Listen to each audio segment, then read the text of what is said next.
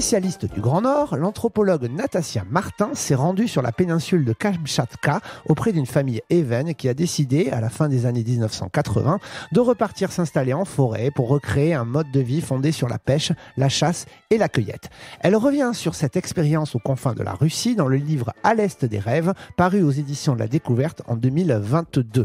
Le jeudi 25 mai 2023, Natassia Martin était l'invitée de la librairie Ombre Blanche pour une rencontre animée par l'historienne Adeline Grand-Clément, rencontre qui s'est tenue au sein du festival L'Histoire à venir, festival d'histoire et de sciences humaines à Toulouse et dans les environs, et de sa thématique pérenne, écrire l'histoire. Bonne écoute.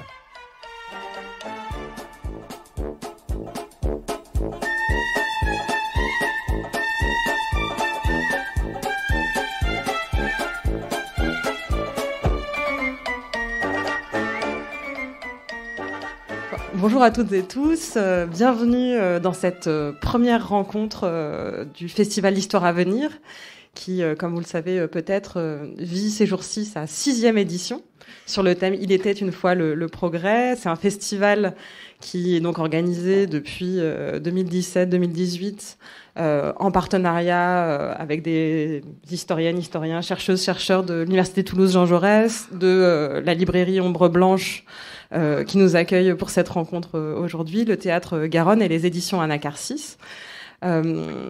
Je suis Emmanuelle Pérez-Tisserand et donc je vous accueille aujourd'hui au nom du comité scientifique éditorial du festival qui a donc monté ce très riche et très beau programme. Et donc j'espère que après cette rencontre qui je l'espère vous intéressera et vous plaira, vous pourrez poursuivre votre cheminement intellectuel et vos découvertes et vos explorations dans toutes ces rencontres que nous organisons un peu partout dans Toulouse. Et donc les programmes sont à disposition un peu partout dans la librairie. Ce sont, comme vous l'avez vu, des rencontres qui sont en accès libre. Nous l'avons choisi à dessein pour que toutes et tous se sentent bienvenus. Mais nous avons aussi mis des urnes pour que vous y laissiez à votre mesure, comme vous le souhaitez, au rythme où vous le souhaitez, des billets ou des pièces. En tout cas, un peu votre participation qui est libre mais nécessaire pour que le festival vive et continue de croître et embellir dans notre belle ville de Toulouse et même au-delà, puisque vous avez peut-être vu que nous avons des rencontres aussi en dehors de la ville et parfois jusqu'à assez loin en Occitanie. Et nous en réjouissons. Il y a aussi, bien sûr, comme nous sommes dans une librairie, la possibilité d'acheter les livres, puisque les participants du festival de ces rencontres, et donc là en particulier Natassia Martin, et même votre présentatrice, modératrice Adeline Grand-Clément, sont autrices de livres dans lesquels elles développent leurs réflexions, leurs pensées, leurs explorations, leurs écritures. Et donc ces livres sont disponibles à la librairie, ici, mais aussi bien sûr dans la grande librairie rue Gambetta. Et aussi il y aura une table de librairie au Théâtre Garonne ce week-end. Donc si vous avez des regrets, si vous voulez acheter toute la collection, vous pourrez le faire. Et puis bien sûr à la librairie ouverte toute l'année. Donc ça c'est parfait. Voilà, je vais pas être beaucoup plus longue. Simplement, voilà, vous dire que cette rencontre aujourd'hui est animée par Adeline Grand-Clément, qui est historienne ici à l'Université Toulouse Jean Jaurès, historienne de l'Antiquité grecque notamment et des sensibilités dans le monde grec, et qui travaille donc au département d'histoire et au laboratoire PLH. Et je la laisse introduire la rencontre et présenter son intervenante. Merci beaucoup et à très bientôt dans le festival. Merci beaucoup Emmanuel. Donc aujourd'hui débute ce chapelet de rencontres, d'ateliers, de tables rondes. Et donc j'ai le plaisir ce matin d'animer une rencontre avec Natassia Martin, qui est anthropologue et donc qui a eu plusieurs terrains, qui a travaillé en Alaska chez les Gwich'in et qui a travaillé et vécu avec, on peut dire travail ça fait un peu avec les Even, donc au Kamtchatka en Russie, en Sibérie. Et elle a écrit plusieurs livres. Donc le premier livre qui est issu de son travail de thèse, donc chez les Gwich'in, s'appelle Les âmes sauvages. Vous l'avez peut-être lu. Vous avez peut-être lu Croire aux fauves aussi, qu'elle a publié il y a quelques années. Et donc là, on se retrouve autour de la parution de son dernier livre, À l'Est des rêves, qui est sous-titré, on y reviendra, Réponse Even aux crises systémiques. Donc vous voyez le livre et vous le retrouvez évidemment à la librairie. Et cette rencontre va nous permettre à la fois de parler du livre, mais de parler aussi de ce que fait Nastasia Martin. Et c'est aussi une rencontre, au vrai sens du terme, une rencontre sensible. J'espère voilà, qu'on partagera ça ensemble. Et donc ce livre se lit vraiment avec bonheur. C'est un livre qui est original, et j'y reviendrai. Il nous raconte une histoire, l'histoire d'un groupe d'Évennes, donc un collectif humain, qui décide en 1989, au moment où l'URSS s'effondre, de repartir dans la forêt. On reviendra un peu sur ce que ça veut dire repartir dans la forêt. Mais donc qui quitte le lieu où la ville d'Esso où se trouvaient beaucoup de ces événements, et donc il décide de vivre une expérience particulière, et c'est le récit de cette expérience particulière en forêt que nous raconte Nastasia Martin. Mais ce récit n'est pas du tout linéaire, et c'est intéressant, on le voit dans la composition du livre, puisque en fait on comprend l'histoire de ce groupe petit à petit, et il y a des allers-retours, et donc moi je suis effectivement antiquisante, et ça m'a fait beaucoup penser à la composition de certains poèmes antiques, en particulier si on réfléchit à l'Odyssée. Le récit n'est pas linéaire, en fait, le récit du retour d'Ulysse, et on comprend tout avec des systèmes d'aller-retour, etc. Et donc c'est en fait finalement une composition très homérique, ton livre. Et on suit en fait tout ça grâce à plusieurs personnes qu'on apprend à connaître dans le livre, en particulier la figure de Daria qui joue un rôle très important, une sorte de fil rouge qui fait qu'on s'attache à ces personnes qu'on ne connaît pas, mais que l'écriture nous permet de découvrir. Et donc ce livre n'est pas sans lien avec les thématiques du festival, à plusieurs égards. D'abord parce que donc il y a 3 thématiques en général dans le festival. Celle qu'on a choisie cette année, il était une fois le progrès, mais il y en a 2 autres récurrentes, écrire l'histoire et puis histoire et démocratie.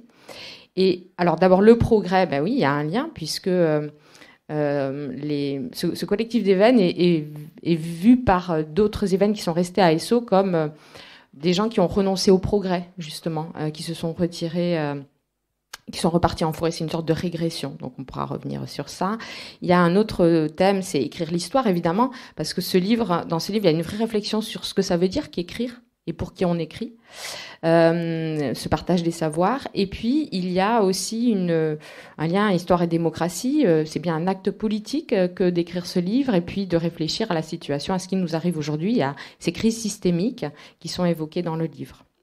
Donc peut-être pour revenir sur la composition du livre, avant d'entrer dans le cœur de mes réflexions et puis qu'on discute ensemble, on a en fait un entrelac de réflexion personnelle, de récits personnels, de récits ethnographiques, enfin de descriptions ethnographiques, et puis de réflexion théorique. Donc ça alterne. Et si vous regardez le sommaire du livre, vous verrez que s'il n'y a pas la recherche d'un équilibre et de 3 parties, 3 sous-parties, etc. Il y a une grande liberté qui est prise, et donc ça fait des allers-retours, des moments de montée en réflexion théorique avec des auteurs.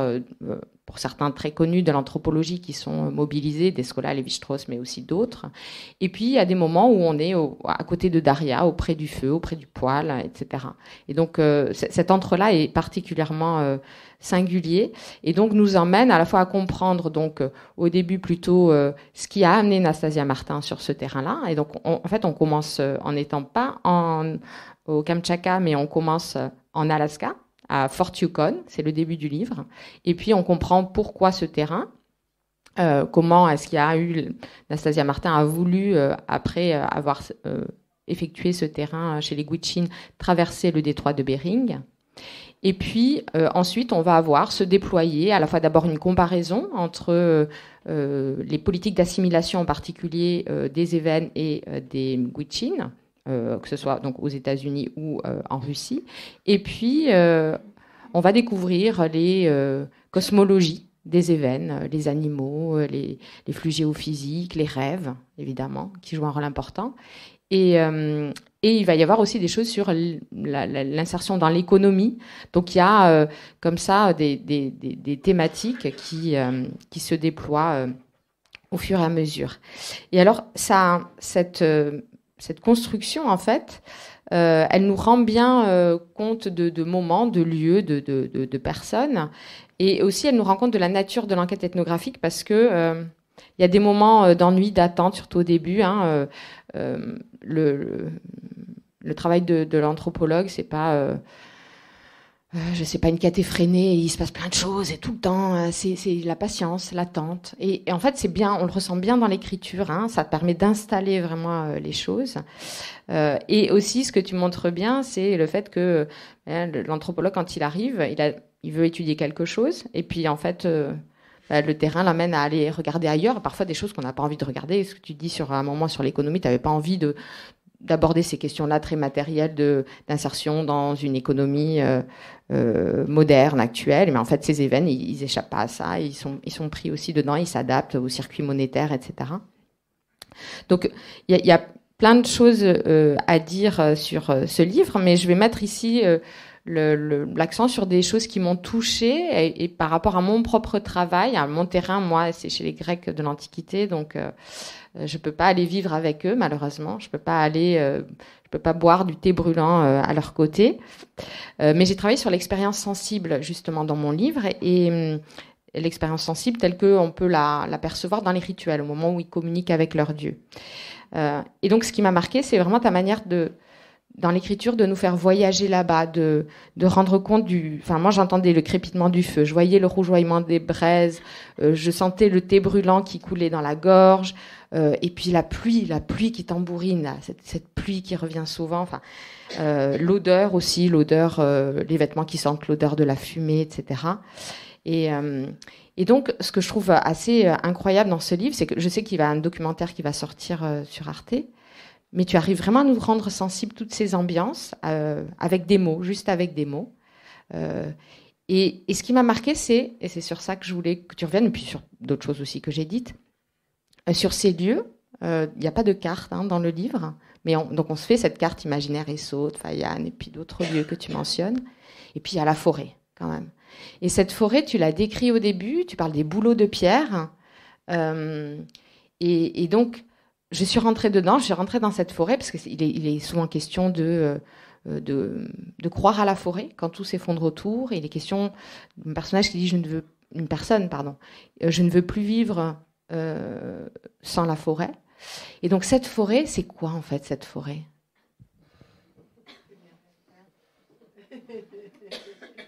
Tu peux répondre à côté aussi.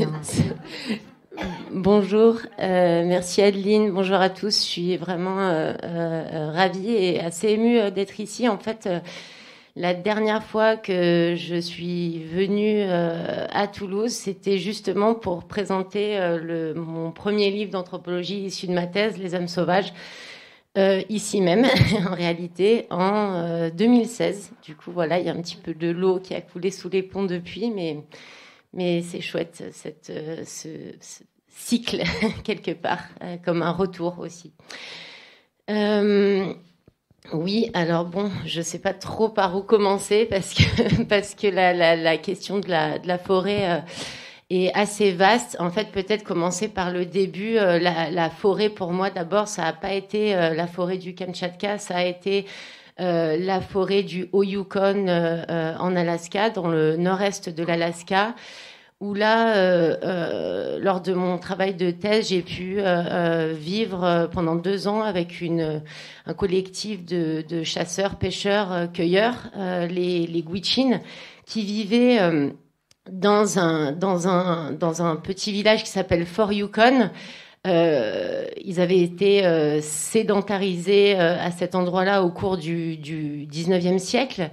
Et du coup, il y avait un rapport à la forêt, pour le coup, qui était très différent de ce que j'ai pu vivre après au Kamtchatka, parce que les gens étaient quelque part assez enfermés, en fait, dans ce village, dans cette communauté qui était assez dysfonctionnelle. Il y avait beaucoup de drogue, beaucoup d'alcool, beaucoup de violence, et puis les gens étaient tenus là par des formes d'aide sociale suffisamment importantes pour pouvoir arrêter de chasser et d'aller s'approvisionner au petit magasin du village, soit en malbouffe, enfin véritablement, soit en alcool, mais suffisamment minime pour ne pas pouvoir sortir ailleurs dans l'Alaska, disons, plus moderne, faire des études, etc., etc.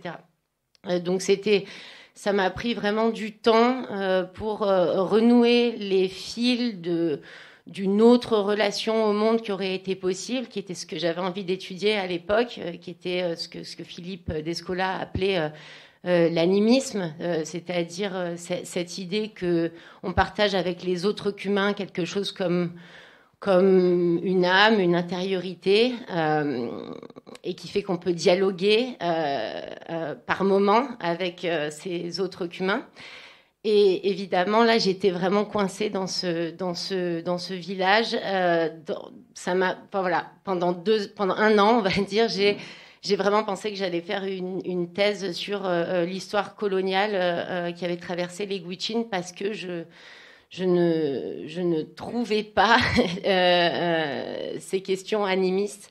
Et voilà, c'est bien plus tard que c'est revenu, en fait, disons, par la fenêtre, au moment où je m'y attendais le moins.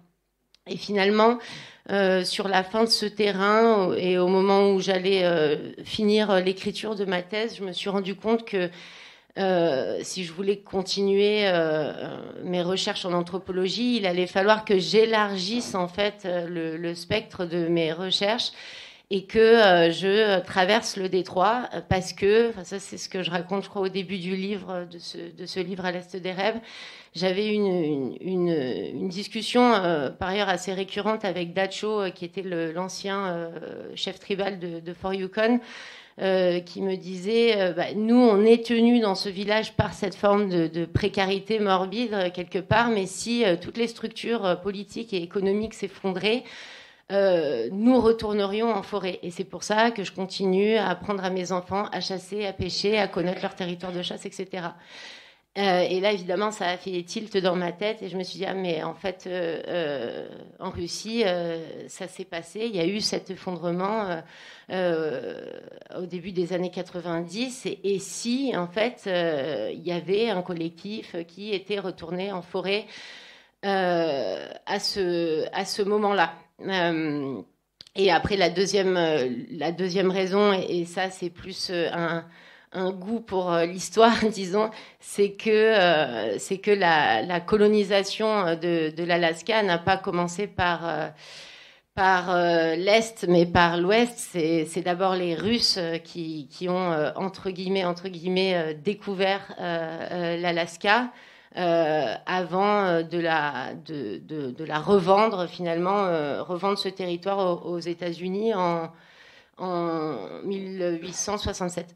Et donc ça m'intéressait, cette idée de rebrousser chemin, finalement, quelque part, et d'aller voir, voilà, ce qui se passait du côté russe.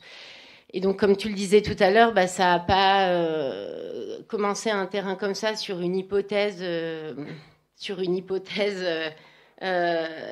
laquelle on n'a pas vraiment de preuves concrètes. C'est pas si évident. Et par ailleurs, en fait, les gens, disons, une fois que vous les avez trouvés, parce que oui, lors de ce premier terrain exploratoire avec mon collègue et ami Charles Stepanov, on s'est rendu compte que oui, il y avait bien un collectif qui était reparti, etc. Sauf qu'en réalité, quand on a pu les contacter par radio pour leur dire qu'on aimerait venir les rencontrer, ils avaient absolument aucune envie d'accueillir des anthropologues. Donc, ce qui peut absolument se comprendre, et ça dénote aussi de cette espèce d'arrogance qui est la nôtre, en fait, de penser que le monde est disponible, que les gens sont disponibles, et qu'on a le droit à tout moment de produire de la recherche et de la réflexivité sur des gens qui n'ont rien demandé, même si ces gens sont a priori exceptionnels.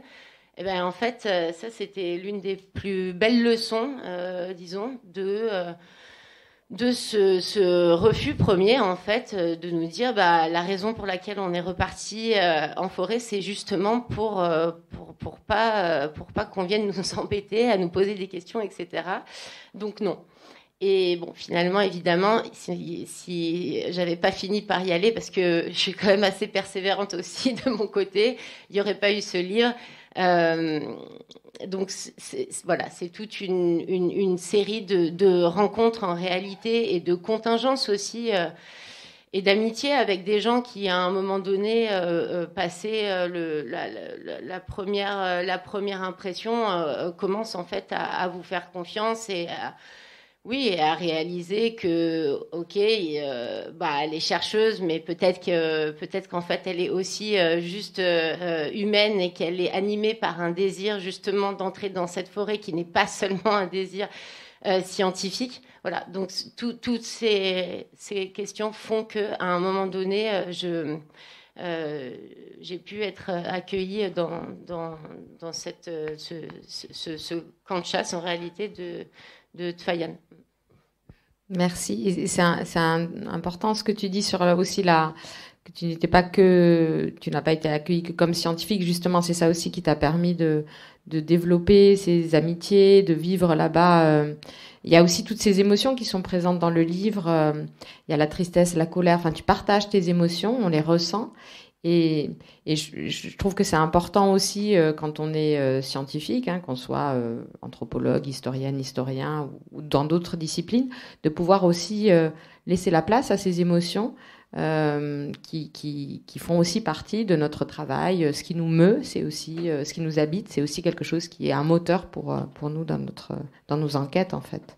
Oui, absolument. Et je dirais que ce livre est aussi une réponse en fait à cette question du sensible et de la présence ou pas on peut dire des émotions, en tout cas de l'incarnation, disons, des idées dans un corps, dans une histoire, etc. Et à une pratique en anthropologie qui est assez courante, on va dire, qui est à part dans le fameux deuxième livre, où là, on peut justement écrire un livre plus grand public et plus littéraire aussi, pourquoi pas, qui va s'adresser à plus de monde, disons, hors de la communauté scientifique et des collègues. Mais sinon, dans un livre d'anthropologie, généralement, même si c'est en train de changer, mais il y avait cette idée que on met de côté quelque part sa complexion interne pour se mettre complètement au service de la description ethnographique d'un collectif et des idées des concepts qui vont émaner de ça. Et moi je fais partie des personnes qui pensent que à l'heure actuelle, effacer les conditions de production de la recherche, c'est une erreur méthodologique vraiment très importante, parce que dans les conditions de production de cette recherche, en fait, il se passe certainement plus de choses que dans l'objet final ou dans les concepts finalement stabilisés pour un moment donné dans un livre qui de toute façon seront amenés à être détruits par la suite, parce que c'est aussi ça que le livre raconte. La vie, elle n'a de cesse que de déborder les concepts qu'on pose sur elle pour la comprendre, et donc remettre au cœur du livre c'est cette histoire, en fait, c'est qui est une histoire relationnelle, et c'est pas de l'égo-histoire, c'est pas je me raconte sur le terrain, c'est j'accepte que ce livre, cet objet, est le produit d'une rencontre, est le produit de relations, et que ces relations ont valeur scientifique tout autant, voire plus que les outils heuristiques qu'on invente au fur et à mesure pour capter, pour saisir l'expérience. Oui, tu faisais allusion au deuxième livre, donc effectivement, Croire aux fauves est quelque chose qui a une vraie envergure littéraire et qui a peut-être été lu par certaines et certains d'entre vous, et qui est donc une type d'écriture différente du premier. Et donc celui-ci tisse des liens un peu entre ces deux formes d'écriture. Et alors ce que tu dis, effectivement, sur les contextes de production des savoirs, ou en fait les contextes dans lesquels tu progresses dans ta réflexion aussi, ils s'incarnent surtout à travers la voix de Daria, je trouve. C'est-à-dire que c'est dans vos dialogues, alors dans des dialogues avec d'autres personnes aussi, ou d'ailleurs pour lesquels tu mets pas de guillemets, de tirets, etc. C'est-à-dire il n'y a pas de ponctuation qui marque le fait que c'est le dialogue, mais on comprend qui parle en fait. On n'a pas besoin de ces marques-là parce que on comprend comment s'instaure le dialogue. Et donc Daria, quand elle te raconte les mythes autour des animaux, là ça m'a beaucoup marqué, notamment parce que aussi ces animaux, c'est des animaux qui incarnent la métisse. Tu évoques les Grecs anciens, et l'ouvrage d'Étienne Evernant sur la métisse des Grecs, cette intelligence rusée qui est incarnée par un certain nombre d'animaux. Et donc là, c'est le cas aussi. Et au-delà même de ce parallèle sur certains animaux, la zibeline en particulier, qui est brouilleuse de sens, parce que voilà, elle dans sa manière de se déplacer zigzag, circulaire, elle saute, elle brouille les pistes. Et donc elle te raconte ces histoires-là, et notamment quand elle te les raconte, toi t'attends la fin, t'attends la leçon. Donc c'est des histoires avec des animaux, des humains, etc.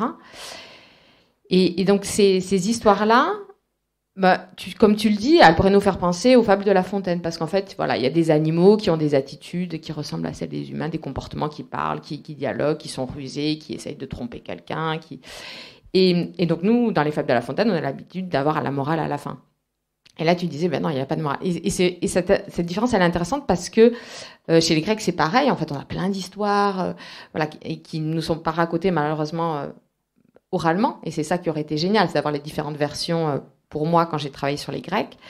Mais on voit très bien que là aussi, et là je vais te citer, ça a vraiment fait écho, tu dis que c'est normal, il faut rester sur sa faim, en fait, dans ces histoires, parce que c'est ça qui aiguillonne la pensée, en fait, qui est une sorte de petit aiguillon, et puis on va se mettre à penser, à réfléchir, et c'est ça, en fait, la force de ces histoires-là, et c'est aussi la force des mythes grecs, c'est la même chose, quand on veut enfermer un mythe grec et dire, ça veut dire ça, mais ça marche pas, en fait, parce que c'est pas pour ça qu'on racontait ces histoires-là. Et donc, je te cite, là, la phrase, il est probable que cette absence de morale, cet espace sonore laissé, sinon vacant, du moins suspendu, lorsque la voix s'éteint, soit celui que nous cherchions à saisir tout au long de notre vie de chercheur. Je trouve que cette phrase, elle montre bien comment tu travailles avec cette réflexivité aussi, et l'importance de la voix et de la présence. Et l'anecdote amusante où tu transpires, parce qu'il faut effacer les traces de pas dans la neige, parce que c'est un piège pour Zibeline, c'est ça, et donc il faut faire comme la Zibeline qui elle-même brouille les pistes. Et c'est exactement ce que fait Hermès quand il vole le troupeau de vaches à Apollon, dans l'hymne homérique à Hermès. C'est un dieu à métis, il est très astucieux, et donc il marche à reculons, et il efface ses traces pour pas qu'on voit que c'est lui qui a volé le troupeau, et pas qu'on a l'impression qu'en fait le troupeau est arrivé, et les vaches sont avec lui. Elles l'aident dans donc ça c'était amusant. Et donc tu vois, il y a tout ce passage-là sur les animaux, il y a plein d'échos, et il y a plein de moments dans ton livre, mais le fait que ces animaux soient pris au sérieux, que ces autres qu'humains sont des partenaires, c'est important. Oui, et puis justement cette idée de pas clore le sens à la fin des histoires ou des mythes, c'est aussi en fait, c'est tout ce que tu viens de dire, et c'est aussi reconnaître que les êtres qui nous entourent, les animaux et pas seulement, en fait, sont toujours plus que ce qu'on pense savoir sur eux. Et vraiment, la plupart des histoires et des mythes animistes dans le Grand Nord racontent toujours cette même histoire. C'est de dire, de raconter et re-raconter, se raconter entre humains le fait que les animaux n'ont de cesse que de déborder les catégories d'espèces dans lesquelles on pense qu'ils sont confinés. Et ça, c'est quelque chose qui à l'heure du changement climatique qui produit justement une hybridation des espèces dans le Grand Nord qui est vraiment très perceptible. Cette idée, si on revient à la question de ces mythes de spéciation, où en fait l'idée, tous ces mythes commencent toujours par c'était à l'époque où les animaux et les humains parlaient la même langue et tout le monde se comprenait. Donc c'est vraiment cette idée animiste de une âme partagée par tous et donc un dialogue qui est possible. Et le moment de la spéciation, c'est-à-dire de la vie qui est possible, hein, parce que le temps du mythe, c'est le chaos total, on peut pas y vivre, c'est vraiment pas désirable comme moment. Mais le moment mais en même temps, il faut passer par là, parce que sinon il n'y a pas de dialogue justement pour se diversifier. Et le moment de la spéciation, c'est justement chacun en dialogue les uns avec les autres, va commencer à se constituer ses propres limites, entre guillemets, corporelles, qui fait qu'il va pouvoir vivre de manière incarnée dans ce monde-ci. Et c'est vraiment intéressant parce que la manière dont, en fait, et ça c'est quelque chose que j'ai vu en Alaska et au Kamchatka, c'est vraiment des deux côtés, la manière dont eux en fait, relisent ces mythes d'origine à l'heure actuelle, c'est vraiment comme si, avec cette histoire de changement climatique et de brouillage des limites quelque part corporelles entre les uns et les autres, il y avait comme une sorte de retour finalement à ce temps du mythe, comme si quelque chose était finalement réactivé, qu'il fallait repasser par cet endroit d'incertitude, d'instabilité, d'indéfinition pour redéfinir ensemble un monde dans lequel on va pouvoir vivre en commun. Et donc en Alaska, j'ai travaillé là-dessus vraiment sur la question des mythes, mais au Kamchatka, ce qui s'est passé, c'est que donc justement à Tfayan avec Daria, la question qui a été la plus présente, c'est en fait comment réactiver justement cet espace de dialogue possible, de cet endroit qu'on a du mal à trouver en fait où on parle la même langue qu'un autre, parce que dans le monde disons incarné diurne de la journée, je ne parle pas la langue d'un loup, je ne parle pas la langue d'un arbre, je ne parle pas la langue d'un ours, que sais-je, mais c'était donc ce moment de la nuit en fait et des rêves où en fait je me suis rendu compte que ils étaient dans une recherche de renouer en fait avec ce dialogue onirique qui est rendu possible pendant la nuit, tout simplement parce que si vous estimez que pendant la nuit quelque chose comme votre âme peut se détacher de votre corps, et bien évidemment elle peut en rencontrer d'autres, et là il y a un dialogue en fait qui peut s'opérer sans les barrières des dispositions physiques qui font que normalement on ne parle pas la même langue. Et au matin on revient à l'incarnation avec en fait avec un savoir quelque part d'une altérité ou d'altérité qu'on a pu rencontrer dans la nuit, et ce savoir là va nous permettre d'orienter nos actions en fait pendant la journée, la semaine, le mois, l'année, voire une vie en fait. Et donc ça c'était vraiment tout un travail qui était fait par Daria et sa famille et qui est pas facile du tout, parce que chez les événements comme chez beaucoup d'autres de collectifs autochtones en Sibérie, jusqu'à il y a peu, ce travail-là était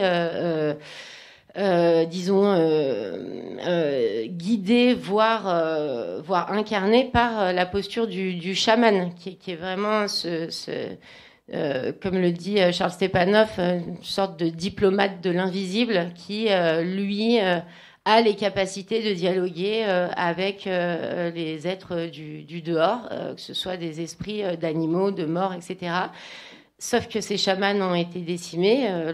À Tfayan, Daria dit que le dernier chaman est mort dans les années 60.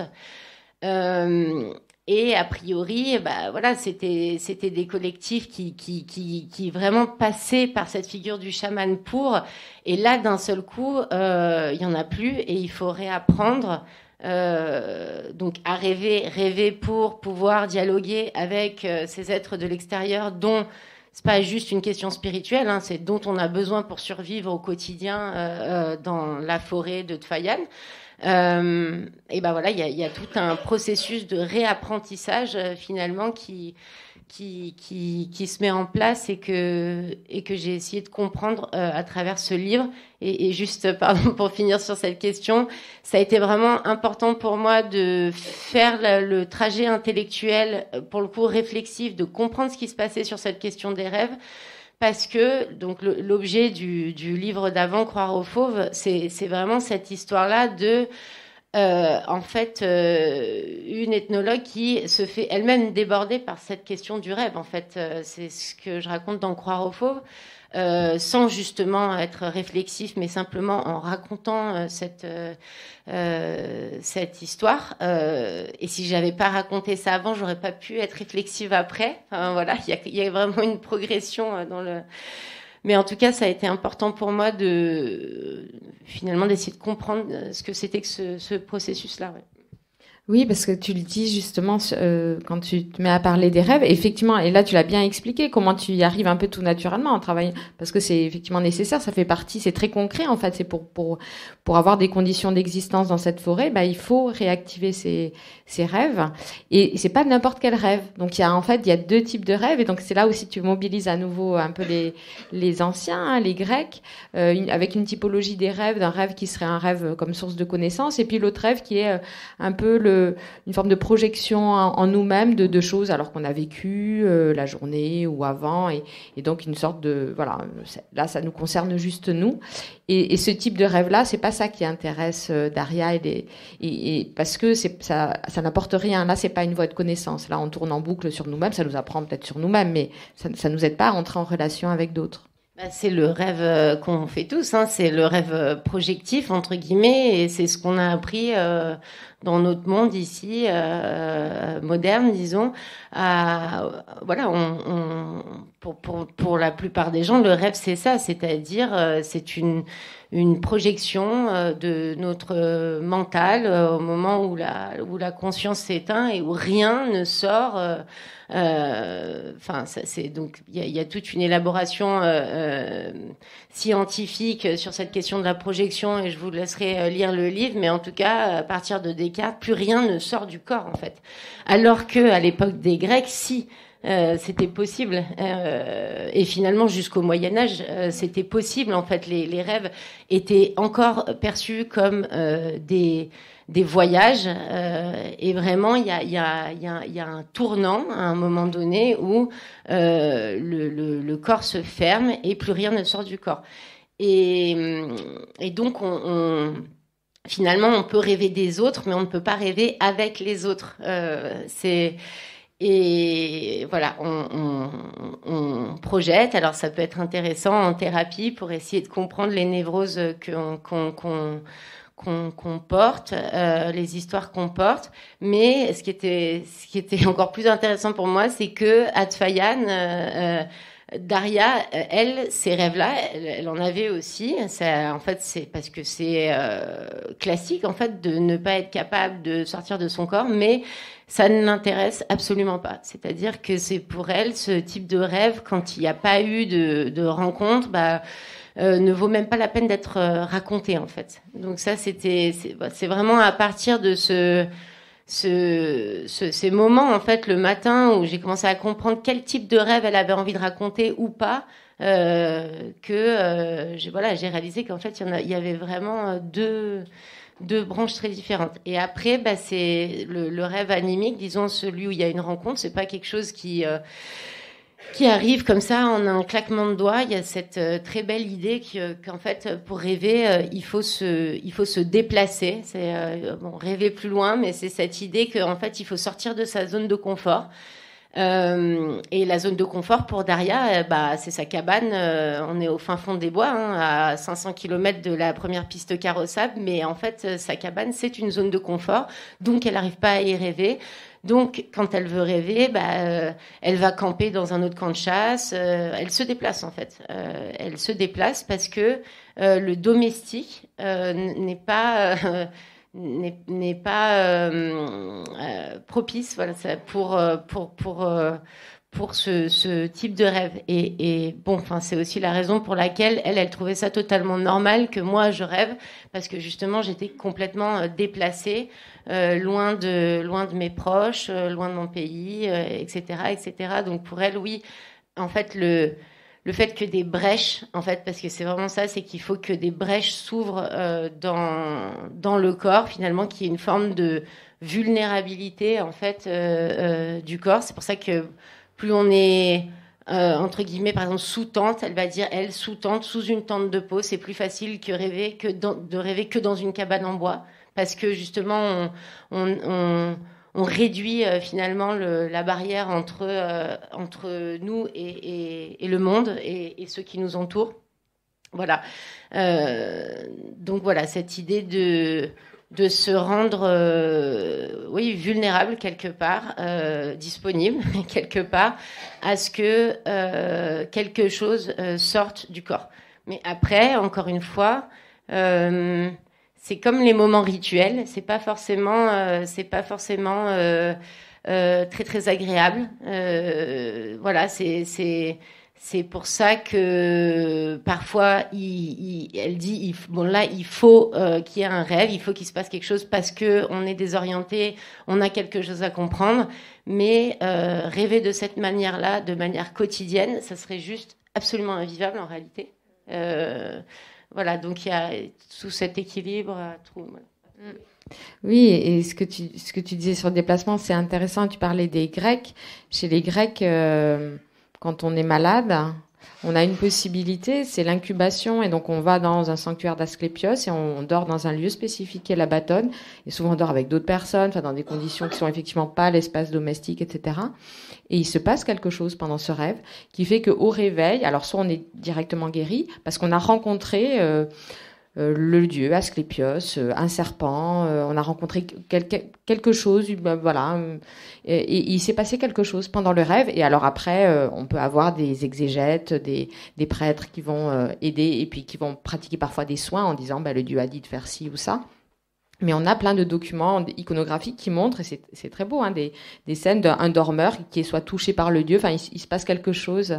Et donc on a une littérature aussi autour de ce type de rêve-là, au-delà même de la clé des songes d'Artémidore, donc qui est du 2e siècle de notre ère, mais déjà avant on a tous ces rituels.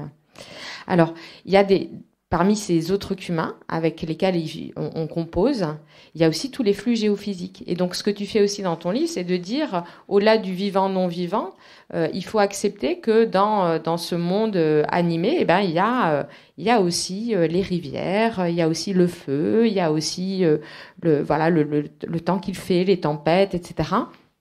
Et là encore, c'est des choses qui m'ont touchée par rapport à mon propre terrain d'enquête, notamment le feu. Alors c'est amusant parce qu'avant d'arriver à la partie où tu développes sur le feu, j'avais déjà, par ton écriture, le sentiment de cette présence, de cette omniprésence. Et c'est ce que tu dis, finalement le feu était tellement présent que j'ai pas trop cherché. Enfin au départ tu es passé un peu à côté parce qu'il est tout le temps là, à la braise. Mais vraiment c'est ce qui rythme la journée. Enfin il y a quelque chose autour du feu qui est central déjà physiquement, mais aussi qui était perceptible dans ton écriture. Et en fait, chez les Grecs, c'est un peu pareil. C'est-à-dire que quand on parle du sacrifice, qui est un des rituels les plus importants, le terme grec, c'est thusia, et ça veut dire littéralement brûler. Enfin, c'est dans la même racine que brûler. Donc, il faut du feu. Après, on y fait ce qu'on veut. On peut brûler des parts d'animaux, mais on peut aussi brûler d'autres choses. Et ça, c'est le sacrifice. Et donc, le feu, en fait, finalement, si on y réfléchit, c'est central pour les Grecs, pour rentrer en relation avec les dieux. Mais souvent, en fait, on n'en parle pas trop parce que on oublie sa matérialité, on oublie. C'est une sorte d'évidence, mais qu'il faut questionner. Et donc, de te lire, ça m'a beaucoup inspirée, et notamment parce que, et j'en parle un tout petit peu dans mon livre, mais très peu, je pense à la fin, en disant que le feu, c'est ce qui permet la métamorphose et c'est ça qui est important. Et donc j'ai retrouvé ça. Tu parles de ça. C'est un principe métamorphique et le principe métamorphique par excellence, puisque il est plus fort que les autres éléments. Tu dis là où l'eau dissout ou mélange, là où l'air oxyde ou ramollit, là où la terre décompose, le feu transforme radicalement. Je pense que c'est ça que les Grecs recherchaient. Enfin, c'est pour ça que c'est important. Et donc ce feu m'a sauté aussi au visage. Je me dis que j'ai envie de continuer à travailler sur le feu chez les Grecs, tu vois, grâce à toi. Et donc ta conclusion dans cette partie-là, et comme ça après je te laisse réagir, c'est à la page 248. Tu dis le feu, la rivière et les conditions atmosphériques sont perçus comme bougeant en amont des humains, des animaux et des plantes, plus vite et plus fort qu'eux. Ils n'en deviennent pas pour autant des personnes ou des gens. Alors je coupe un petit peu. Ce qui leur est reconnu est une puissance propre. Et là, j'ai pensé à ce qu'écrit Jean-Pierre Vernant sur les dieux grecs, parce qu'il dit les dieux grecs ne sont pas des personnes, ce sont des puissances. Et donc, le terme grec, c'est dynamis, cette capacité d'agir. Ouais, c'est exactement ça. Je pense en réalité ça a été utile à un moment donné en anthropologie de parler de personnes non humaines, mais je pense pas. Et je l'ai fait moi-même, mais à culpa. En réalité, aujourd'hui, je me dis que ça fait partie des concepts qui peut-être on va devoir abandonner au profit justement de quelque chose comme ça. En fait, ça me semble beaucoup plus juste, parce que justement cette histoire de personne, le problème, c'est que on est confronté à un problème théorique en fait quand on dépasse disons la barrière ontologique entre ce qui est réputé être vivant et ce qui est réputé ne pas être vivant. Et moi, c'est vrai que jusqu'au Kamtchatka, en réalité, j'ai vraiment focalisé mon travail sur la relation entre les humains et les animaux, principalement. En Alaska, et puis dans tout le début du travail au Kamchatka, parce que c'est vrai que c'est eux qui sont les plus présents finalement dans les histoires, dans les mythes, et puis dans les rencontres concrètes, quotidiennes qu'on peut avoir en forêt dans ces régions-là. Et puis au Kamchatka, en fait, donc à Tfayan, je me suis rendu compte c'est vraiment au compte-gouttes et petit à petit, mais je me suis rendu compte que finalement il n'y avait pas seulement des adresses aux animaux, mais qu'il y avait aussi des adresses à ces entités, à ces flux. Et voilà, on voit bien déjà, c'est difficile dans le vocabulaire de savoir comment les attraper, en fait. Est-ce que c'est des entités? Est-ce que c'est des flux géophysiques? Est-ce que c'est des puissances? Et puis, si on dit un mot, on risque de... Bon, bref, ça, c'est toute la problématique de la langue. Toujours est-il que Daria, oui, je me suis rendu compte qu'elle s'adressait au feu. Elle s'adressait au feu que au moment de manger, il y avait toujours la première cuillère qui était donnée au feu. Il y avait tout un tas de manières en fait de regarder comment étaient placées les braises comme des formes d'oracle en fait, qui pouvaient annoncer que quelqu'un arrivait ou que quelqu'un partait. Donc il y avait vraiment une attention particulière prodiguée au feu, et pas seulement dans la manière de le rallumer à 4 heures du matin et de l'entretenir toute la journée, de cuisiner dessus. Enfin, c'est vrai que c'est vraiment très très présent, à tel point qu'on l'oublie en fait, tellement c'est présent. Mais voilà, ces adresses, ces petites formules adressées, chuchotées, murmurées, etc. Et finalement, donc j'ai commencé à lui poser des questions là-dessus en fait, en lui disant mais du coup est-ce que tu lui parles parce que c'est une personne justement? Bon, évidemment, elle m'a pris pour une demeurée quand je lui ai posé cette question. Elle m'a dit évidemment non, tu vois bien que c'est pas une personne, mais oui, c'est une puissance. C'est une puissance, et est-ce qu'elle a une âme? Et c'est pareil, ça marche pas en fait, c'est pas ça le terme. Mais est-ce qu'elle a une vie propre? Oui. Est-ce qu'il y a des manières que cette entité écoute? Oui. Enfin, donc c'est vraiment cette question du foyer en fait, de garder le feu dans un foyer, parce que, et surtout dans le contexte des forêts en Sibérie à l'heure actuelle, vous savez qu'elles sont justement ravagées par le feu depuis plusieurs années, tous les étés.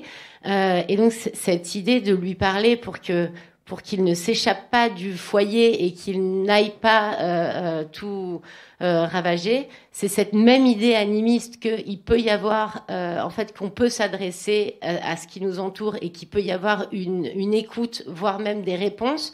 Mais là, enfin, c'est ça que j'essaie de toucher, et j'ai moi-même pas encore la réponse parce que je réfléchis à ces questions. Ce qui est vraiment difficile, c'est de catégoriser quelque part, d'essayer de trouver les mots justes pour parler de ces entités. C'est la même chose avec la rivière, qui elle, Daria chante. Elle chante pour la rivière justement parce que c'est pareil, la rivière peut et souvent sort de ses gonds et peut tout ravager.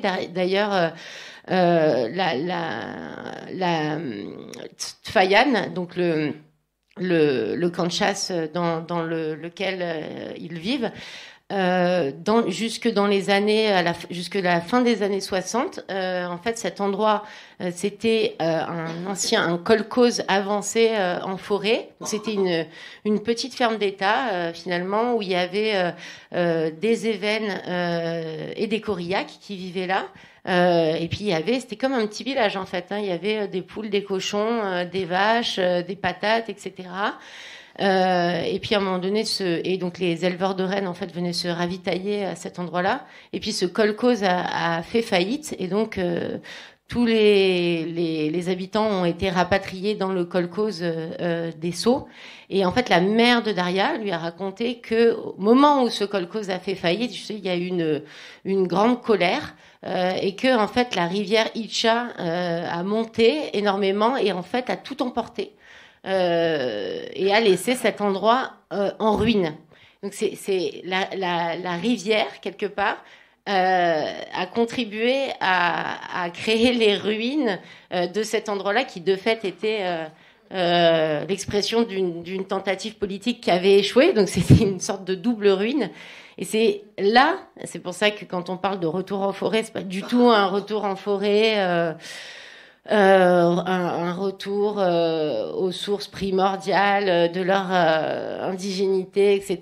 Mais absolument pas. Ils retournent sur ces ruines quelque part de cette tentative politique échouée, mais aussi sur les ruines laissées par cette rivière et avec cette acuité à penser en fait ces éléments comme vraiment c'est ça, comme des puissances en réalité, comme des puissances avec lesquelles il faut trouver des manières de dialoguer parce que sinon elles peuvent nous engloutir littéralement. Et évidemment, parce que les choses, on arrive à les penser parce qu'à un moment donné, elles nous touchent. Je pense qu'une des raisons pour lesquelles j'ai commencé à travailler sur cette question des flux géophysiques, c'est aussi parce que on n'a jamais été aussi conscient dernièrement de la condition géosociale dans laquelle on est tous plongés à l'heure actuelle. Et aujourd'hui, qu'est-ce qui se manifeste à nous de manière primordiale ? Ce sont ces flux en réalité, avec cette histoire de changement climatique, etc. Donc, l'une de mes idées, c'est aussi de se dire, en fait, peut-être que c'est important de redécrire et de documenter à nouveau d'autres manières de se rapporter à ces flux et justement de travailler cette question de c'est quoi, est-ce que c'est vivant, est-ce que c'est pas vivant, est-ce qu'on n'a pas une frontière ontologique à nouveau à déplacer, parce que tout comme on l'a fait pour nature culture, avec des Scola, Latour, etc., qui nous ont montré que non, ces catégories étaient obsolètes et que on pouvait plus penser avec elles. Et peut-être que là on a aussi un saut à faire entre cette question de ce qui est vivant et de ce qui l'est pas finalement. Et ça, c'est une tradition scientifique sur laquelle on est assis depuis de nombreux siècles. Mais peut-être que ce qui est en train de nous arriver nous montre que ces catégories-là sont en train de déborder aussi. Disons, c'est un peu la posture que j'essaie de travailler, mais encore une fois comme un chantier ouvert plutôt que fermé.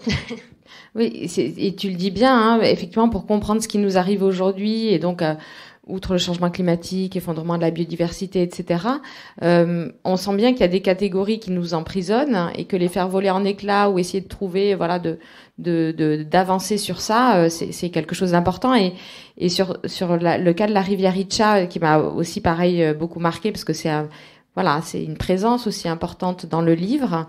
Le fait qu'il faut chanter ou lui parler quand on va la traverser, parce que c'est dangereux de traverser la rivière aussi.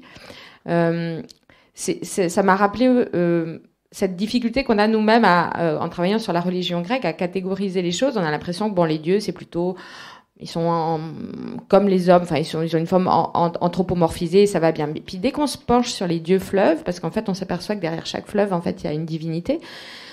Ben, on est toujours un peu embêté, ou une source, et on se dit oui, alors c'est la divinité de la source, c'est la divinité de la rivière, mais bon, on sait pas trop comment faire avec ça. Et en Grèce, c'est pareil, il y a pas énormément il y a pas des grands fleuves, mais il y a des cours d'eau qui ont un flux qui peut être parfois torrentiel. Enfin voilà, on est dans un régime méditerranéen, dans des lieux aussi calcaires, donc il y a des résurgences. Donc il y a vraiment une forme d'animation. Et puis il faut composer avec ces rivières. Et donc ce sont des partenaires aussi pour les Grecs. Et ça prend la forme de divinité. Enfin c'est des entités divines avec qui ils composent. Et surtout aussi ce que j'ai trouvé dans cette manière de se relier au monde des événements et que j'avais trouvé aussi d'une certaine manière chez les Grecs, c'est alors déjà cette réceptivité à tout ce qui les entoure, c'est-à-dire tous les autres humains, et y compris donc la rivière, le feu, etc. Parce que ce sont des partenaires avec qui et certains très puissants et avec qui on compose. Et c'est aussi chez les Grecs une forme de peur aussi, de réaliser que ce sont des puissances qui sont plus grandes en fait. Donc une forme, je ne sais pas s'il faut dire humilité, mais en tout cas de reconnaissance de cette puissance qui permet aussi de gérer un monde incertain en se disant on sait de toute façon qu'on est dans un monde où il y a des flux avec lesquels il faut composer des puissances. Et peut-être qu'aujourd'hui, comme on est enfermé dans des catégories et qu'on a l'impression de ce sentiment de toute puissance de l'humanité, c'est ça qui nous empêche aussi de comprendre ce qui nous arrive, et que une forme de reconnaissance de tous ces partenaires avec qui on vit serait souhaitable pour essayer de recomposer des mondes. Ça, et puis je pense que ce qui relie nos deux terrains, entre guillemets, c'est aussi cette... je fais partie des gens, mais je pense que toi aussi, vu ce que j'entends, qui pensent que en fait il faut définitivement sortir de la question du symbolisme. Parce que c'est aussi quelque chose qui a fait beaucoup de mal. C'est cette idée de dire ah oui, non mais alors la rivière, alors oui, elle parle à la rivière parce que en fait il y a une divinité qui tutélaire de cette rivière, donc qui vient symboliser en gros les projections et espèce de truc sans cesse dédoublé.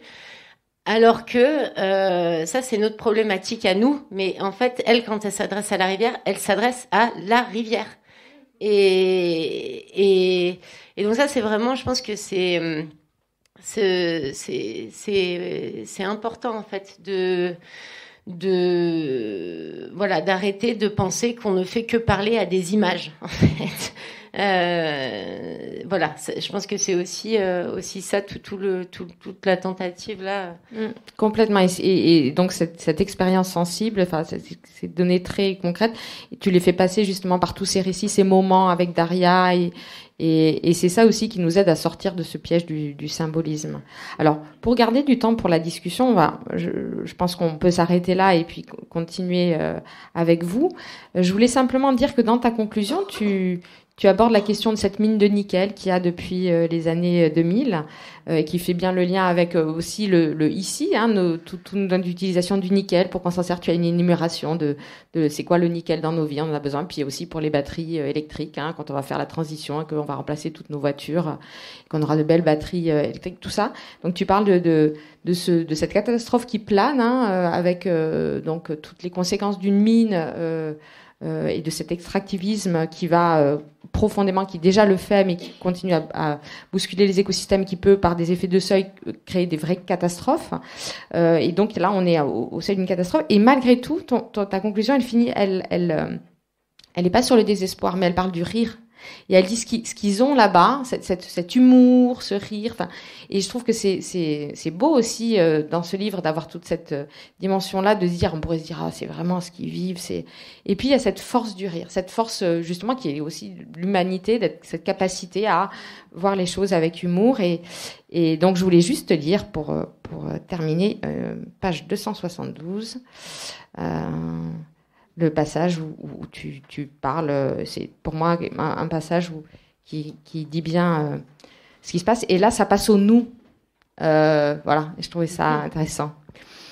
Nous avons une manière humaine d'exister en forêt, un style de réponse aux présences les plus dangereuses, aux événements les plus inéluctables, passant par des fragments d'histoire, de vie, en recomposition permanente. Nous avons les rires qui résonnent entre les arbres, sur la rivière et dans la tempête, jusque dans les moments les plus désespérés. Leur modulation, à elle seule, reconfigure tout. C'est joli. Merci en tout cas, Anastasia. Et donc maintenant, on peut dialoguer. Alors moi, j'ai une question par rapport à ma lecture du livre sur justement ce que Adeline a relevé, le côté émotionnel que vous mettez dans le livre. Ça m'a beaucoup plu. Et ça m'a fait du bien aussi. Alors, moi, je suis géochimiste et étudiante en anthropologie, en parallèle. Et j'ai trouvé ça super que les émotions soient évoquées, en fait. Parce que d'habitude, effectivement, c'est toujours un retrait par rapport à ce qu'on ressent. Et nous, quand on fait nos terrains en géochimie, c'est la même chose. On ne décrit jamais ce qu'on ressent sur le terrain. Et pourtant, il y a quand même des situations extrêmement difficiles à vivre parce qu'on va sur des terrains mineux, où il y a des mines ou des industries, on étudie les pollutions, on reçoit les témoignages des personnes qui sont parfois difficiles à vivre, c'est pas le mot, mais c'est difficile de garder cette distance, en fait. Et du coup, ça me fait du bien de dire ça. Et je voulais vous demander si ces émotions-là, vous les partagez avec les gens sur place ou si vous les gardiez pour vous. Oui, merci. C'est sûr que si les géochimistes se mettaient à écrire de leurs émotions au travail, ça serait une vraie révolution. Ça serait génial. Non, évidemment, ouais, c'est partagé, ouais, tout le temps. Enfin, oui, c'est pas. D'ailleurs, je pense que c'est ce que je raconte, mais c'est aussi comme ça. Ça revient sur cette idée du rire, en fait. Mais c'est la raison pour laquelle on peut pas vivre seul en forêt aussi. C'est pas possible. On parle de famille. Hein. Enfin, c'est tout le temps des groupes ça peut aller de 3 à 15, disons, dans la même yourte ou la même cabane, mais c'est vraiment important de pas être seul parce que en fait il se passe tout le temps tout un tas de choses que ce soit la tempête de neige, voilà, la rivière qui déborde, l'ours qui se rapproche beaucoup trop, enfin, j'en sais rien, il y a tout un tas de choses tout le temps, et c'est cette manière de dialoguer finalement et de blaguer aussi en fait sur ces autres, parce que les prendre au sérieux, c'est aussi pouvoir leur opposer la réflexivité géniale du rire, en fait, où c'est je te reconnais, mais je me ris de toi, c'est-à-dire je me protège. Enfin, c'est ça l'ironie aussi. Et c'est quelque chose sur lequel j'ai beaucoup discuté avec aussi alors, parce que dans ces événements qui vivent en forêt, il y a 2 groupes. Il y a ceux qui sont redevenus chasseurs-pêcheurs. Donc moi, c'est la famille avec laquelle j'ai travaillé et qui vivent dans ces camps de chasse. Approximativement, il y a 50 personnes. Et après, il y a aussi, disons, les éleveurs de rennes qui, eux, donc c'est les mêmes familles, hein, c'est des très très grandes familles qui, eux, en fait, sont restés les bergers des rennes qui ne leur appartenaient plus. En fait, les rennes ont été collectivisés, donc ils ont appartenu à l'État jusqu'au début des années 90, et ensuite c'est des grandes entreprises privées qui ont repris ces troupeaux de rennes. Et donc en fait, on a des bergers qui naviguent dans la région Itcha, autour du volcan Itchinski, qui nomadisent. Il y a 5 brigades donc c'est-à-dire 5 grands troupeaux de 1500 à 2000 bêtes. Et avant, on parlait de troupeaux de 10 à 15 bêtes par famille. Donc on voit bien comment la question de l'élevage a complètement... ça n'a absolument plus rien à voir. Mais donc, ce qui est vraiment intéressant, c'est que en discutant avec eux, ils les appellent les cousins, mais parce que c'est leurs cousins qui sont bergers de rennes. En fait, c'est un travail assez compliqué parce que justement, maintenant, il y a énormément de rennes. Et en fait, c'est des régions où il y a encore beaucoup de prédateurs. C'est-à-dire, il y a des loups, il y a des ours, etc., qui en fait attaquent les rennes. Et donc, c'est pour ça qu'ils sont jamais seuls dans les yourtes. Ils sont tout le temps à 4 ou 5. Et en été, il y en a tout le temps 2 qui vont dormir au troupeau, se relayer en fait la nuit, mais sans dormir pour pouvoir se défendre en cas d'attaque, enfin défendre les rennes en cas d'attaque de loups ou d'ours. Et en fait, eux ramènent les histoires. Donc déjà, ils sont ensemble. S'il se passe quelque chose, s'il y a un ours qui attaque, ils ont tout le temps cette capacité de pouvoir parler, etc. Ils ramènent l'histoire à la yourte. Et c'est ça, les choses qu'on se raconte. En fait, c'est qu'est-ce qui s'est passé, comment on s'est défendu, voilà, toutes ces histoires-là, c'est vraiment ce qui informe le quotidien. Et c'est quelque chose dont j'ai beaucoup parlé avec mon ami Mathieu, moi j'habite dans les Alpes, enfin dans les Hautes-Alpes, dans un petit village où il y a encore beaucoup de pastoralisme, sur cette question en fait du retour du loup pour lui, de ce que ça a été en fait, parce que nous on a un peu le trope du pasteur seul face à ses bêtes avec son bâton, etc. Et jusqu'à assez récemment, finalement, il n'y avait pas de menace. Du coup, cette solitude était encore vivable quelque part. Et en fait, moi, ce que j'ai vécu avec Mathieu ces derniers temps, c'est que les 5 dernières années, je l'ai vu devenir fou, en fait. Parce que tout seul, face à justement un monde qui redevenait instable, incertain, etc., avec cette présence du loup tout le temps, des brebis qui se faisaient taper, mais qui ne pouvaient pas réagir. Donc, il allait passer son permis de chasse, mais c'était la même chose. Il se retrouvait tout seul avec son fusil au fin fond de sa montagne, et avec cet ennemi invisible finalement, mais qui littéralement, comme la zibeline, rend fou. Et en fait, ce qu'il fait, et c'est ce que je lui disais, finalement là, il s'est rendu compte qu'il fallait vraiment transformer sa manière de garder les bêtes, et en fait d'être à plusieurs, juste pour pouvoir parler, essayer de comprendre, élaborer des théories, rire, etc. Et que finalement, c'était aussi la fin d'un monde, qu'il était en train de vivre la fin d'un monde, c'est-à-dire cette idée de la solitude en montagne, etc., qui en fait, dans un monde habité, incertain, voire dangereux, en fait est létal comme posture, alors que on y est très habitué à cette image. Oui, juste une petite remarque. Moi, ce qui m'a beaucoup intéressée par rapport au thème donc de ce colloque, c'est ce que vous dites sur la notion de progrès dans la recherche. Et cette notion de progrès, elle n'est pas dans un emballement, par exemple, vers le scientisme ou plus de scientificité, mais c'est au contraire une certaine déconstruction, il me semble, dans ce que vous avez dit, et d'autre part, dans la reconnaissance d'autres sources, d'autres choses à introduire, la réflexivité, les émotions, et faire reconnaître effectivement ces autres manières de faire de la science. Et je reconnais là aussi un peu le travail de Javlonka, où il s'est bagarré à un moment donné pour faire reconnaître, quand il a commencé à faire de la recherche, ces autres sources, c'est-à-dire que la littérature, les émotions, l'histoire personnelle, etc., pouvaient rentrer au même titre et avec la même légitimité dans la démarche scientifique. Oui, absolument. Peut-être juste, je ne sais pas si je suis absolument d'accord avec tout ce que vous avez dit. Je ne sais pas si je parlerai déconstruction, juste voilà une précision là-dessus sur le rapport, disons, aux outils conceptuels plus scientifiques. Je pense qu'il continue d'être utile. Je pense qu'au contraire, il faut travailler et retravailler ces outils parce que, en fait, sans ces outils, c'est très compliqué de, en fait, saisir, démêler les fils du flux de l'expérience. En fait, il y a un moment donné, il faut s'arrêter, faire une pause et, avec ces outils-là, essayer de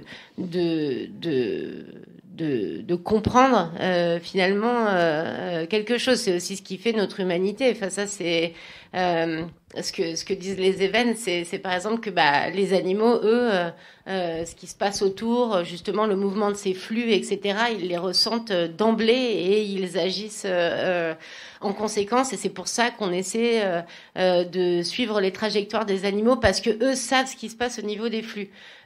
Donc c'est pour ça qu'on doit dialoguer. Mais les humains, et ça c'est nous ou les événements, il y a quand même une distance quelque part qui s'est créée entre nous et ce monde extérieur qui existe. Elle existe, cette distance. Ça c'est, elle est incompressible. Enfin, elle est de taille variable, mais elle est incompressible. Et donc il y a quand même cette capacité qu'on a de à un moment donné démêler ces flux, et les concepts sont des outils parmi d'autres. La seule question, c'est vraiment d'arrêter de les cristalliser quelque part, en fait, de savoir que de toute façon, ils vont être détruits, remis dans la vie, et que c'est ça tout le travail, en fait. Mais, ouais.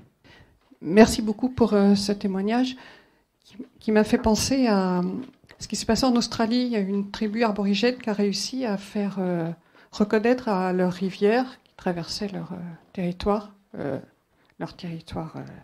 d'avant, des droits, en fait. C'est une personne morale.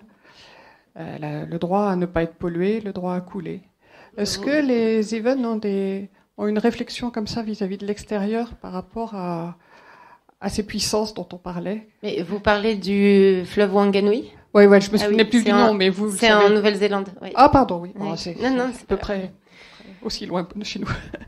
Ouais. Excusez-moi pour la confusion. Non, ça c'est une grande avancée. Et moi je trouve ça absolument passionnant, tout ce travail du droit sur la question de l'animisme juridique et de la possibilité de reconnaître des milieux de vie comme sujet de droit. C'est quelque chose qui est très difficile. C'est beaucoup plus facile à faire dans le droit anglo-saxon que au sein du droit romano-germanique. Si j'en crois mes collègues juristes qui m'expliquent tout ça, mais c'est vraiment passionnant. Et non, au Kamchatka, on est très très loin de ce genre de thématique. C'est même pas une question en réalité. Enfin, c'est pas du tout. C'est même pas pensé en fait. Là, ce qui est pensé d'un point de vue juridique au Kamchatka, c'est tout simplement l'idée de stabiliser les droits d'usage du territoire, parce qu'évidemment, ils habitent à Tfayan, c'est chez eux, mais c'est absolument pas chez eux. En réalité, c'est un territoire à cheval entre un parc national et une zone militaire. Et aussi, il y a cette mine de nickel en aval, en amont de la rivière Itcha. Donc là, c'est une entreprise suisse-russe qui exploite cette mine. Et eux, en fait, ils ont un droit d'usage sur cette zone, mais finalement, comme il y a aussi des réserves de charbon et de gaz exactement là où ils vivent, ils savent où elles sont. Disons, pour l'instant, elles sont pas exploitées, mais en gros, la grande bataille de Daria, parce que pour elle, c'est elle qui porte cette lutte administrative, parce que ses frères qui vivent dans d'autres camps de chasse ne voient absolument pas pourquoi il faudrait s'embêter avec des papiers, etc. Mais c'est elle qui va chaque année à Esso pour renouveler ses demandes, etc.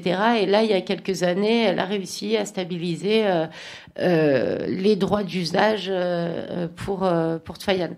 Mais voilà, c'est vraiment non, on en est là et très très loin de la question des milieux de vie sujet de droit. Oui. Merci beaucoup. Ça tombe bien parce que justement, je suis étonnée par la réponse que vous venez de faire sur Manganawi, parce que votre mea culpa sur la notion de personne m'a immédiatement alertée.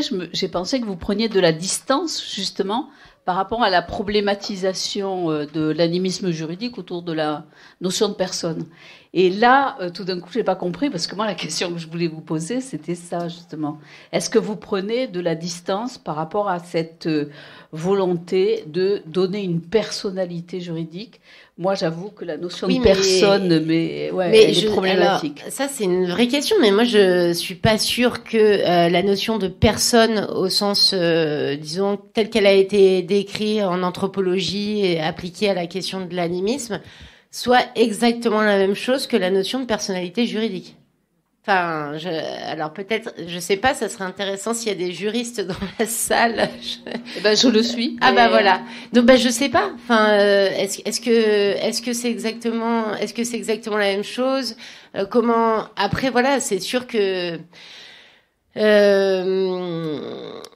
Ouais, je peux comprendre en tout cas la réticence de certains face à cette question de l'animisme juridique, parce que justement, enfin, je sais pas, vous m'arrêtez si je me trompe, mais c'est sûr que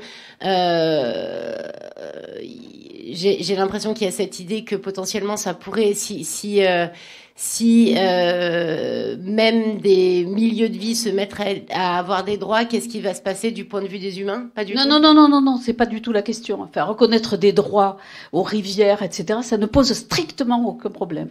La question, c'est faut-il passer par le concept de personne? J'appartiens par exemple à une tradition, moi, juridique, qui est très critique à l'égard de la notion de personnalité morale appliquée à des collectifs, parce que ça a fait dissoudre les concepts de communauté, de collectif, de pluralité, pour le réduire à l'unité. Et bon, voilà. Donc je pense que c'est quelque chose, c'est plutôt le concept de personne. C'est pour ça que quand vous avez dit je mea culpa, je prends de la distance, j'étais hyper intéressée, justement. Mais alors, entendons-nous bien, je suis complètement d'accord avec Marie-Angèle Hermite, animisme juridique, on ne demande que ça, la reconnaissance des droits aussi. Bon, après, on a des problèmes sur la représentativité, la représentation plutôt. C'est le concept de personne, en fait. Et j'aurais bien aimé donc que vous disiez, il suffit que vous nous expliquiez peut-être pourquoi vous avez dit je prends ma distance par rapport au concept de personne. Oui, non, je réfléchir en même temps que vous là, je trouve que c'est un sujet vraiment vraiment passionnant. J'aimerais bien passer un peu de temps à plancher là-dessus en réalité. Non, mais je prends de la distance avec le concept de personne parce que ce que j'ai expliqué tout à l'heure là, mais encore une fois, enfin voilà, je parle depuis le point de vue de l'anthropologie, c'est cette idée de dire que ce concept, il est trop enfermant parce que dès le moment où on veut aller un petit peu plus loin, et là, disons, dans toute la tradition une tradition de philo et d'éco-politique qui a été réinspirée par l'anthropologie, etc. Même maintenant, on est OK pour penser des relations, d'égal à égal, entre guillemets, ou de dialogue entre des humains et des animaux, des humains et des plantes. Mais il y a un moment, et de leur accorder le statut de personne parce que c'est des organismes, des agentivités, disons, c'est-à-dire qu'ils se créent un monde propre autour d'eux. Enfin, ils se créent un milieu. En fait, c'est ça. Un organisme, c'est un être qui se crée un milieu. Donc, on est OK pour dire, oui, on peut dialoguer avec ces personnes, avec ces, voilà. Mais qu'est-ce qui se passe quand finalement on déborde entre guillemets sur cette fameuse question des éléments, la rivière, les nuages, le feu, etc. C'est pas des organismes, C'est des milieux de vie. Oui, mais alors est-ce que c'est que des milieux de vie? Parce que c'est vrai, enfin, la rivière, c'est un milieu de vie, mais en même temps, c'est aussi perçu comme des entités à part entière. Et là, en fait, on est avec cette terminologie-là, on est complètement coincé, en fait. On est complètement coincé. Et aussi, il y a une autre problématique qui est que, comme on est complètement coincé, là, on va finalement reconstruire une barrière en disant OK, tout ce qui fait partie du vivant, les organismes, etc. Là, on reconnaît qu'il peut y avoir dialogue, agentivité, réponse, etc. Mais passé un certain stade, on remet une frontière. Et du coup, en fait, les adresses des autochtones, et enfin, moi, je parle des événements, mais en réalité, il y a tout un tas d'exemples partout dans le monde. Hein, c'est pas du tout un cas isolé. Toutes ces adresses-là, elles sont à nouveau mise de côté du côté de la croyance finalement, parce que justement en fait là c'est oui mais là à partir de cette limite vous allez trop loin parce que ça ne rentre pas dans le cadre, et c'est pour ça que je me dis qu'il faut essayer de réinventer, je sais pas, ou d'aller sauver, restaurer des mots qui soient plus juste pour attraper cette question. Merci à vous pour tous les aventures que vous êtes, certainement les déplacements, les séjours que vous avez faits, ça n'était pas des choses faciles. Merci de nous restituer cette expérience. D'un point de vue très pratique, est-ce que vous pourriez nous dire quelques mots sur les conditions au quotidien de la vie de ces groupes d'événements? Vous avez parlé de 3 ou 12 personnes ensemble dans une yourte. Est-ce qu'il y a des villages de yourtes? Est-ce que les ressources, vous avez parlé de chasseurs pêcheurs?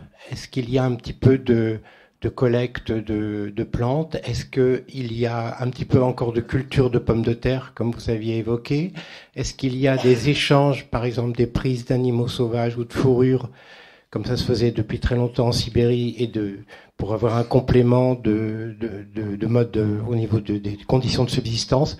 Est-ce que vous pouvez nous donner quelques précisions là-dessus, sur le quotidien un petit peu, qui n'est pas facile, puisque vous avez parlé du danger des animaux sauvages, donc il faut en même temps être actif pour collecter la ressource et se protéger soi-même. Oui, à part que j'utiliserai vraiment pas le mot ressources. Parce que c'est pas un mot qu'ils utilisent non plus, et encore une fois c'est cette idée de sortir d'une vision utilitariste du monde, et c'est vraiment pas comme ça qui vivent leur monde pour le coup. Mais oui, alors dans le livre il y a tout un chapitre justement, et Adeline en a parlé un petit peu, qui est consacré à cette question de l'économie de vie, disons. Alors, du point de vue, disons, le plus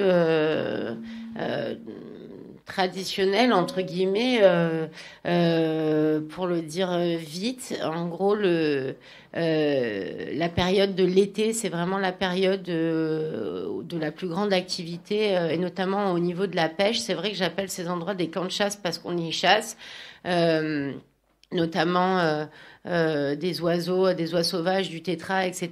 Mais en fait, c'est surtout des camps de pêche, parce que j'allais moi-même dire ressources. Voilà, c'est comment un mot. En tout cas, ce qu'ils mangent surtout, c'est du saumon. Le saumon, c'est vraiment l'animal qui compte le plus, et donc tout au long de l'été, on pêche, on fume, on sèche, on met en bocaux, etc. Et ça va aussi servir non seulement pour les humains, mais pour les chiens, parce qu'ils ont des chiens, parce qu'ils chassent avec les chiens. Ils continuent de chasser avec les chiens, et toute la période de l'été est là pour préparer l'hiver, littéralement. Et ensuite, il y a énormément d'échanges entre eux, qui sont donc plutôt chasseurs-pêcheurs, et ces événements qui sont éleveurs de rennes, entre guillemets. évidemment, c'est en sous-marin, disons, c'est pas légal ni rien, mais quand ils tuent un renne, en fait, tout le temps, ils viennent échanger de la viande de renne pour du saumon, etc. Donc, en fait, il y a de la viande globalement tout le temps parce qu'il y a ces échanges entre ces familles, celles qui sont redevenues autonomes, mais qui finalement profitent de ceux qui ne sont pas autonomes et qui continuent de travailler pour les entreprises privées avec tous ces rennes. Et ces rennes, évidemment, il y en a tellement que s'il en manque 1 ou 10, personne ne sera au courant. Et ensuite, oui, il continue de chasser des animaux à fourrure, comme vous l'avez dit, voilà, ça, tout le front de colonisation en Russie, en Sibérie, a avancé avec le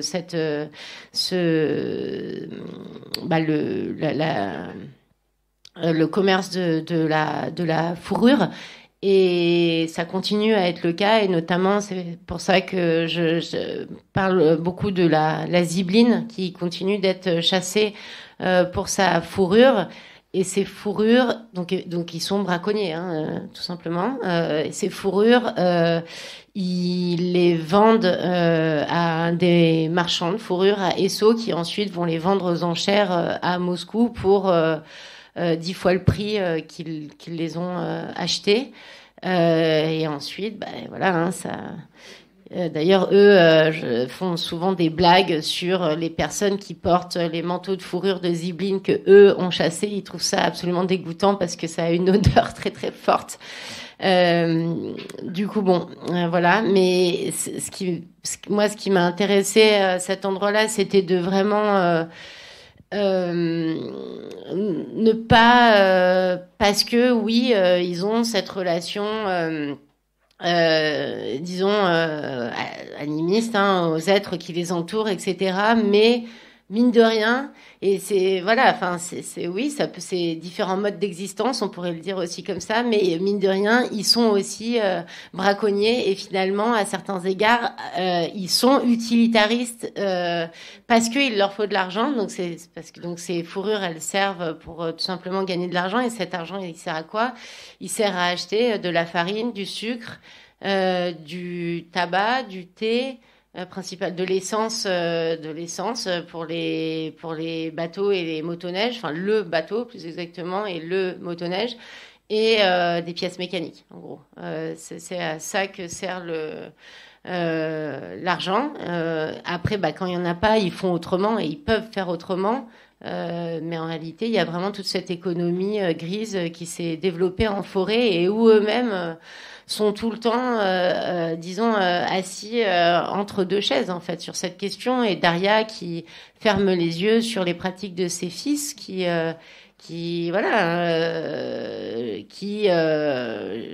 chasse les zibelines. Alors elle, ça, c'est encore pas, c'est moins, disons, c'est moins une question, mais c'est pour elle la vraie problématique, c'est le caviar de saumon, parce que tous les automnes, il y a un moment où ils arrêtent de pêcher de la manière dont ils pêchent et où ils vont s'isoler dans les lacs où les saumons viennent mourir pour pondre les œufs qui ensuite vont redescendre. Et à ce moment-là, en fait, ils tendent des grands filets. Et ça, c'est une activité qui se fait uniquement entre hommes. Bon, évidemment, à laquelle je suis quand même allée parce que je leur ai un peu forcé la main et ils étaient pas du tout contents que je vois ça. En fait, ils étaient très mal à l'aise parce que, en fait, normalement, un saumon, quand on le tue, on le prépare. En fait, le fait de le préparer, de s'occuper de sa chair, etc., c'est vraiment une forme de respect qui est rendue. Et là, en fait, ils peuvent pas parce qu'on peut pas récupérer le caviar et s'occuper de 100 corps de saumon, c'est impossible. Du coup, ils sont laissés à l'abandon. Alors, eux, ils vont dire oui, mais non, regarde, c'est pas grave parce que c'est le cadeau qu'on fait pour les ours. Parce que comme ça, ils vont arriver ce soir, ils vont se faire un grand festin. Ce qui est vrai, en fait, en plus. Mais on sent ce malaise, en fait, de comme s'il y avait une trahison en fait cosmologique, vraiment pour le coup, à leur propre manière d'être au monde, mais qu'en même temps ils étaient obligés de trahir s'ils voulaient faire partie de ce monde-ci. Et voilà, ça c'est. Et par ailleurs, en plus avec cette idée, ça c'est quelque chose qui est très présent chez beaucoup de populations autochtones, cette idée que si on se comporte mal face aux êtres qui nous entourent, on va le payer. À un moment donné, on va le payer, c'est-à-dire qu'il va y avoir une réponse et que quelque chose va nous tomber dessus. Et en plus, ça manque pas d'arriver à chaque fois. Donc voilà, il y a ça, c'est vraiment voilà. Oui, et j'avoue que c'est un passage du livre qui m'a beaucoup touchée, cette scène-là où tu comprends ce qu'ils font et eux-mêmes ont honte et voilà, il y a des moments dans le livre et c'est bien que voilà, ça aussi ce soit dans le livre. Il y a tout. Enfin, il y a tout. Il y a la volonté de montrer aussi ces zones grises et ça les rend encore plus. Et puis plus aussi humains. parce que c'est-à-dire, je pense qu'on peut se reconnaître nous aussi en fait à cet endroit-là. C'est-à-dire que ça les rapproche complètement de nous. En fait, on a tous ces contradictions internes, ces manières de nous trahir nous-mêmes ou ce qu'on est censé devoir faire parce que on est pris dans des altérités compliquées et en même temps dans ce dialogue-là il se passe quelque chose. Enfin c'est pour ça que j'ai trouvé que c'était important même si je suis pas persuadée qui serait complètement ravi que j'ai parlé de ça, mais en même temps moi ça me semble vraiment disons utile. Alors, j'ai repris le micro parce qu'en fait, on a passé déjà 1h30 ensemble. Je pense que c'est bien aussi que Nastasia se repose un peu, puisque Nastasia, vous allez pouvoir la retrouver, en fait, pendant le festival. Il y a encore 2 rencontres auxquelles elle participe. Ce soir, au Théâtre Garonne, dans la grande salle, il y a une soirée donc qui commence à 20h, qui s'appelle « Du progrès aux effondrements », point d'interrogation, repenser nos trajectoires contemporaines. Une soirée qui sera faite en partenariat avec le congrès du CTHS qui porte sur effondrement et rupture en ce moment. Donc voilà, progrès, effondrement, rupture, on fera dialoguer tout ça. Et puis vous la retrouverez également vendredi pour parler de ces questions des marges, de ces zones un peu, voilà, qui sont... soit l'Alaska, soit le Kamtchatka. Et ce sera à 12h30 à la Cave Pau avec Pauline Peretz, donc qui est une historienne et qui a travaillé aussi sur une zone un peu, une frange un peu marginale. Et puis il y a aussi plein d'autres rencontres, bien évidemment, sur ces questions notamment des émotions des scientifiques, des trajectoires, des crises systémiques et de comment les scientifiques peuvent se positionner et penser le progrès dans leur discipline, un progrès qui ne serait pas une accumulation de connaissances. Il y aura aussi au Bistrot Garonne, avant la rencontre de ce soir, une rencontre avec l'atelier d'écologie politique et reprendra aussi ces questions-là.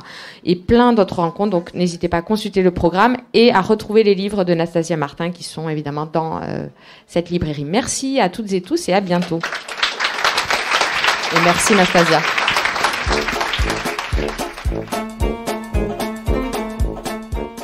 Il s'agissait d'une rencontre enregistrée dans le cadre de l'édition 2023 du festival L'Histoire à venir. Il était une fois le progrès.